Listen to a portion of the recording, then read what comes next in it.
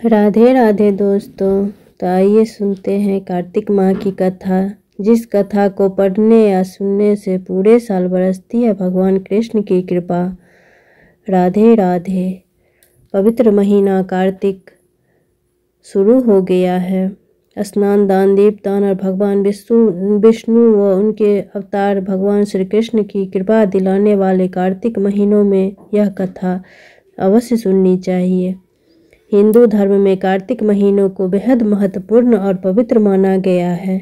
इस महीने में अगर सुबह स्नान करना, फिर तुलसी पूजा करने, भगवान श्री कृष्ण की पूजा करने, दीपदान करने का बड़ा महत्व है। मान्यता है कि कार्तिक मास में भगवान श्री कृष्ण और देवी राधा की विधि विधान से पूजा करने व भोग लगाने और व्रत तथा कथा पढ़ने या सुनने से पूरे साल आशीर्वाद मिलता है।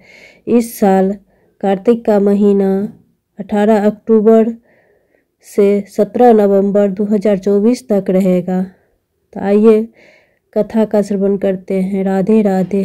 पौराणिक कथा के अनुसार जब देवर्षि नारद श्री कृष्ण से मंत्राना करके चले गए, तब हर्ष से गदगद होकर सत्यभामा ने अपने पति श्री कृष्ण से कहा कि हे स्वामी, मैं धन्य हूँ, मेरा सफल जीवन धन्य है। मैं अपने को कृतकृत्य समझती हूँ। मेरे जन्मदाता वे माता पिता भी धन्य हैं, क्योंकि उन्होंने निसंदेह त्रिलोक सुंदरी मुझ सत्यभामा को जन्म दिया है। इस सुंदरता का ही प्रभाव है कि मैं आपकी 16,000 स्त्रियों के रहते हुए भी मैं आपको विशेष प्रिय हूँ। केवल इसी के लिए मैंने कल्प वृक्ष के साथ आदि पुरुष आपको विधि पूर्वक संकल्प कर नारद के लिए उस समय समर्पित कर दिया था, जब संसार के लोग कल्प वृक्ष का नाम तक नहीं जानते थे। वही कल्प वृक्ष उस समय से मेरे आंगन में लगा हुआ है। हे मधुसूदन, तीनों लोकों के स्वामी भगवान लक्ष्मीपति की मैं अति प्रियतमा हूँ। इसीलिए मैं आपसे कुछ पूछने की इच्छा करती हूँ। यदि आप चाहते हैं तो मेरे प्रश्न का उत्तर विस्तार पूर्वक मुझसे कहिए, जिससे सुनकर मैं अपना कल्याण करूं। मुझे वह उपाय बताइए जिससे कल्प पर्यंत भी मेरा एवं आपका वियोग कदापि ना हो। श्री सूत जी ने कहा है कि इस प्रकार अपनी प्रियतमा सत्यभामा की बातें सुनकर श्री कृष्ण मंद मंद मुस्काने लगे। सत्यभामा का हाथ अपने हाथ में लेकर हास परिहास के साथ कल्प वृक्ष के नीचे पहुँचे और उस स्थान से सब सेवकों को हटा दिया। सत्यभामा की ओर देखकर हंसे, साथ ही पूछा कि क्या वह उपाय सुनोगी। सत्यभामा भगवान के इस अनुराग को देखकर संतुष्ट और पुलकित हो गए और श्री कृष्ण जी भी सत्यभामा को देखकर गदगद हो गए। श्री भगवान ने कहा कि हे देवी, वास्तव में इन 16,000 स्त्रियों के रहते हुए भी तुम मुझे प्राण के तुल्य प्यारी हो। तुम्हारे लिए तुम्हारी कल्प वृक्ष वाली जिद रखने के लिए देवताओं के साथ इंद्र से भी लड़ गया था। हे प्यारी, जो तुम पूछना चाहती हो तो वह बड़ी ही अद्भुत बात है।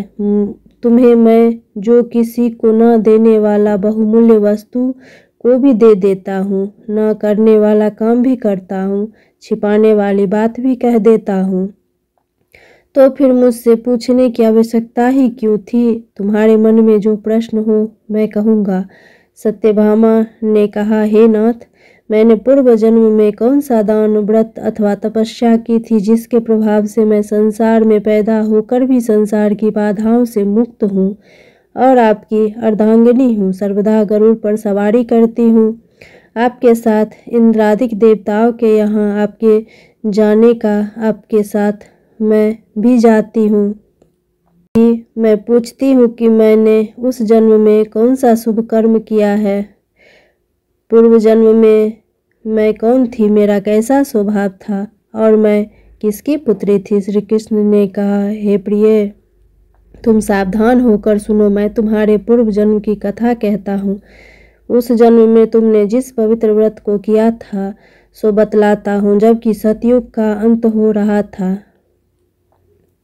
उस समय मायापुरी में एक अत्रि गोत्र वाला देव शर्मा नाम का ब्राह्मण निवास करता था। वह समस्त वेदों तथा वेद ज्ञानों में पारंगत, अतिथि पूजक, अग्निहोत्री तथा सूर्य नारायण का व्रत करता था। सर्वदा सूर्यदेव की उपासना करने के कारण वह दूसरे सूर्य की भांति दीप्यमान था। उसको वृद्ध आश्रम में गुणवती नाम की एक कन्या उत्पन्न हुई। देव शर्मा को उस पुत्री के अतिरिक्त कोई संतान नहीं थी। उसने अपनी पुत्री का विवाह अपने एक शिष्य चंद्र के साथ कर दिया।